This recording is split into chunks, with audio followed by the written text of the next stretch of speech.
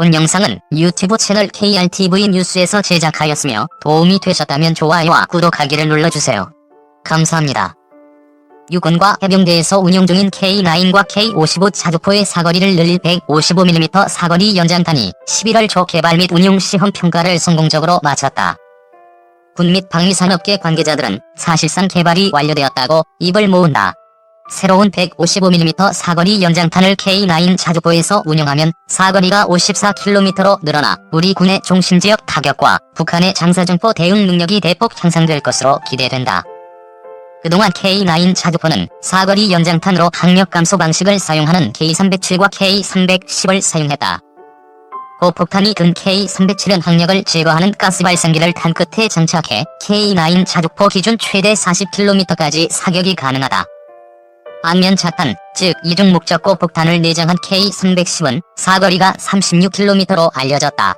하지만 군이 보다 긴 사거리를 가진 155mm 포탄을 요구함에 따라 지난 2002년부터 2005년까지 국방과학연구소를 중심으로 155mm 사거리 연장탄의 핵심 기술 과제 응용 연구가 진행됐다. 지난 2014년 제75회 방위사업 추진위원회를 거쳐 155mm 사거리 연장탄 사업 추진 기본 전략 수정안이 통과됐다. 이후 경쟁 끝에 우리나라의 대표 탄약 제조업체인 풍산이 155mm 사거리 연장탄 시제 개발에 나서게 된다. 155mm 사거리 연장탄은 기존과 달리 항력 감소 방식과 로켓 보조 추진 방식을 모두 사용하는 특이한 포탄이다. 즉 항력을 제거하는 가스 발생기 사용 이후 내장된 고체 로켓이 점화해 날아가는 것이다. 이 때문에 사거리가 비약적으로 향상됐다. K9 자주포 기준 고폭탄의 경우 54km, 이중 목적고 폭탄을 내장한 포탄은 45km의 사거리를 갖는 것으로 정해진다. 방위산업계 관계자에 따르면 수조 원대의 예산 규모를 자랑하는 155mm 사거리 연장탄 사업은 향후 군이 11만 4천여 발을 도입할 예정이다. 또 현재 개발이 완료됨에 따라 2022년경 양산 계약이 체결될 가능성이 크다고 전망했다. 본격적인 양산에 들어가면 수출 가능성도 커진다. K9 자주포의 경우 터키, 인도, 핀란드, 노르웨이, 에스토니아가 운용 중이며 향후 호주가 도입할 예정이다. 이밖에 폴란드는 K9 자주포의 자체를 도입했다. 운용국 가운데 몇몇 국가는 K307과 K310 포탄을 우리나라로부터 수입해 쓴다. 이밖에 155mm 사거리 연장탄 가운데 고폭탄을 사용하는 포탄은 탄도 수정 신관을 사용할 예정이다. 일반적으로 포탄은 사거리가 늘어나면 오차도 같이 증가하는 문제가 있다. 이 때문에 군은 155mm 사거리 연장탄 중 고폭탄은 탄도 수정 신관을 장착해 명중률을 높인다는 보관이다.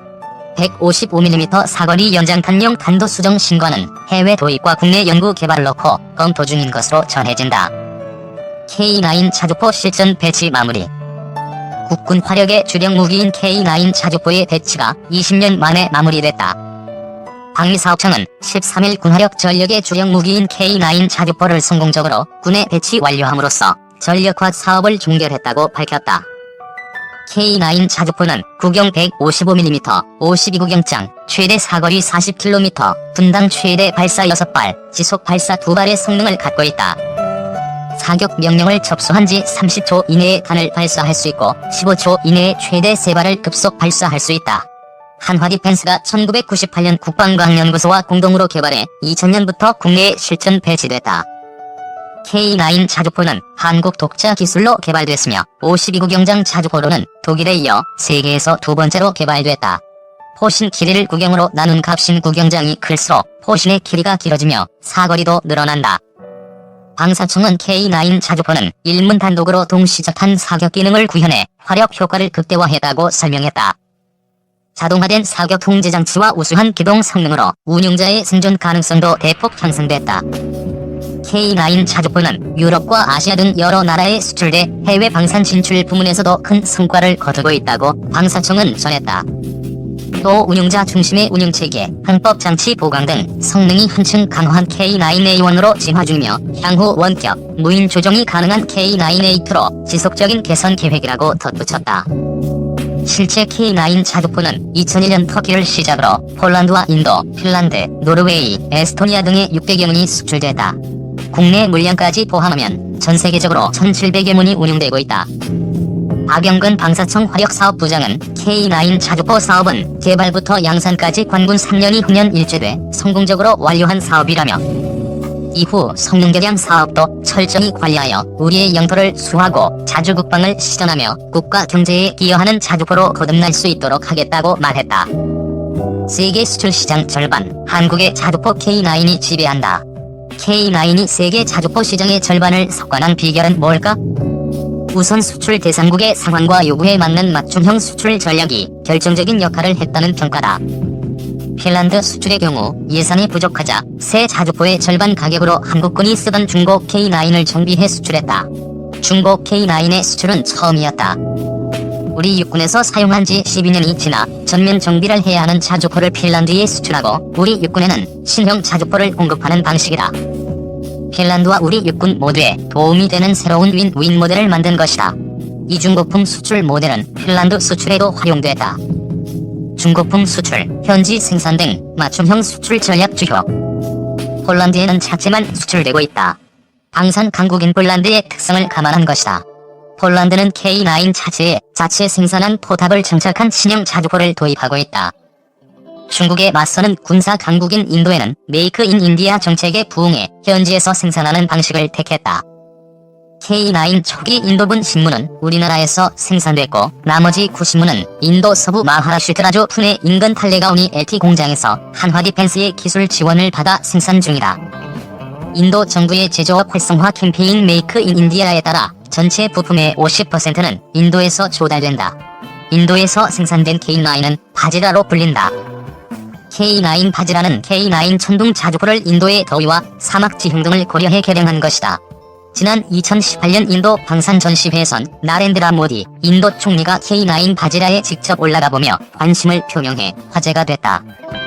수출 추진 과정에서 국방부와 방위사업청, 육군, 현지 대사관 등의 적극적인 지원도 회사 및 제품에 대한 신뢰도를 높여 도움을 줬다. 육군은 해외 시험 평가 및 국제 전시회 마케팅에 필요한 K9 자주포를 적극적으로 빌려줬다. K9 자주포가 2017년 10월 미국 워싱턴에서 열린 방산 전시회에 참가해 처음으로 미번토 상륙에 성공할 수 있었던 것도 육군의 지원 덕택이었다. 제작 공정 자동화를 통한 원가 절감, 빅데이터 활용한 품질 개선 등도 K9 수출 경쟁력을 높이는 데 역할을 했다. 기술료 면제, 후속 개량형 조기 개발 등 해결해야 할 과제들도. 하지만 K9이 세계 자주포 시장에서 살아남고 추가 수출에 성공하려면 해결해야 할 과제도 적지 않다. 우선 가격 경쟁력을 떨어뜨리고 있는 기술료를 없애거나 면제 기간을 연장할 필요성이 제기된다. 기술료는 방산업체가 무기를 수출할 때 해당 무기를 개발한 국방과학연구소에 지불하는 일종의 로열티다. 무기 가격의 2%를 지급해오다 지난해 1%로 낮춰졌다. 방산 수출 활성화를 위해 내년까지 한시적으로 기술료 지불이 유예되고 있는 상태다. 신속한 수출을 위해선 절차를 간소화하는 패스트 트랙 시스템을 도입할 필요도 있다고 한다. 현재 국방과학연구소 등 기술 보유 기관과 기술 이전 계약을 체결하고 수출 허가를 받는 데엔 3개월 이상 소요되고 있다. 세계 시장에서 경쟁력을 유지하기 위해선 K9A2, K9A3 등 성능 개량형을 지속적으로 개발해야 한다는 지적이다. 지난해부터 군에는 K9을 개량한 K9A1이 도입되고 있지만 이를 개량한 K9A2 사업의 조기 추진이 필요하다는 것이다. 2020년 중반 시작될 영국 자주포 사업에는 K9A2가 제한될 예정이다. K9A2는 포탑 자동화로 장전 및 사격이 자동화돼 분당 발사 속도가 6발에서 9발로 증가한다. 원격 무인화 및 자동화로 운영 인력도 현재의 5명에서 3명으로 감소한다. 저출산 시대 병력 감축에 대비하기 위해서도 필요하다고 한다. 2030년 이후 도입될 K9A3는 무인 자주포다. 올 연말 이와 관련된 핵심 기술 응용 연구가 시작된다. 포탑 및 기동을 무인화해 필요시 무인으로 운영할 수 있는 무기로 개발될 예정이다. 안녕하세요. 순항하고 있는 KF-X 사업과 주변국 일본의 전투기 개발에 대해 알아보겠습니다. 구독과 좋아요는 영상 제작에 많은 도움이 됩니다. 일본은 완벽에 가까운 스텔스 X2 개발에 착수한 것으로 전해집니다. 한국의 KF-X는 4.5세대급입니다. KF-X의 개발에 이어 한국은 아에사 레이더를 포함한 4개의 항전 장비와 시제품 제작이 동시에 진행 중에 있으며 2020년 하반기부터 테스트 항공기를 통하여 기술과 기능의 검증에 돌입하게 됩니다. 원래 2022년으로 진행된 KF-X의 초도 비행도 더욱 앞당겨질 것으로 예측이 됩니다. KF-X의 체계 개발 완료 일정은 2026년으로 알려져 있으며 개발이 완료된 이후에도 블록의 개념을 도입 계속해서 진화하는 전투기의 개념으로 연구 개발이 지속이 되게 됩니다. 모든 과정이 원활하게 진행이 된다면 2028년부터 백스모드의 KF-X가 양산에 돌입을 하게 됩니다. 예상 단가는 700억에서 800억대로 예측을 하고 있으며 물론 이 가지의 업그레이드 계획을 보면 공대공과 공대지, 공대함의 무장이 완료가 되게 됩니다. 블록 3에서부터 내부 무장이 가능하게 되며 스텔스 기술의 일부 적용으로 제한적 스텔스 전투기로 진화를 해나갈 것으로 보이고 있습니다. 미 국방부 산하 국방안보협력국은 9일 일본의 F-35 105대를 대외 군사 판매 FMS 방식으로 231억 달러 약 27조 7,200억 원에 판매하기로 결정했다. 이미 F-35A 42대를 실전 배치한 일본은 이번 도입이 이뤄질 경우 미국 다음으로 F-35 최대 보유국이 된다. 도입 대수로 따지면 모두 147대에 해당하지만 지난해 4월 아오모리, 청삼, 현미사와 삼택 항공자위대 기지에 배치된 F-35A 한 대가 추락해 보유 대수는 146대다. 일본은 호위함인 가나와 이즈모를 다목적 항공모함으로 개조하고 처음 도입한 F-35B를 탑재할 계획이다. 한국 공군은 내년까지 총 40대의 F-35A를 도입할 계획이다. 지난해 13대에 이어 올해 13대, 내년 14대가 들어온다. 군 관계자는 바이러스 감염증으로 F-35A를 수송하는 조종사의 이동에 제한이 발생해 현재까지 목표한 대수 중 일부만 도착했다며 일부 물량 도입이 수년된 것일 뿐 올해 마지막 기체가 도입되는 완료 시점은 변함이 없도록 할 것이라고 설명했다. 군 당국은 또 차세대 전투기 FX 2차 사업으로 총 20회 규모의 F-35를 추가 구입하는 방안을 놓고 F-35A와 F-35B 중 무엇이 적합한지를 논의하고 있다. 일본 정부는 차기 주력 스텔스 전투기 X2를 2035년부터 전면 배치에 들어간다고 니케이 신문과 NHK가 7일 보도했다. 매체에 따르면 일본 방위성은 이날 집권 자민당 국방위원연맹의 기존 F2 전투기의 후계기인 차기 전투기 X2 개발 배치 일정을 전달했다. 방위성은 스텔스 성능을 지닌 X2 시제기를 2024년도에 만들기 시작하며 2031년도부터 양산 초도기 생산을 개시해 F2가 퇴역하기 시작하는 2035년도에 배치에 들어간다고 설명했다. F2는 2000년 1에 배치했다. 방위성은 2035년까지 양산 7기를 인도받을 수 있도록 개발 스케줄을 짰다면서 2027년도에는 X2 주요 탑재 부품의 기본 설계, 제조 도면을 만드는 상세 설계를 완료하고 2028년도에 비행 시험을 실시할 방침이라고 보도했다.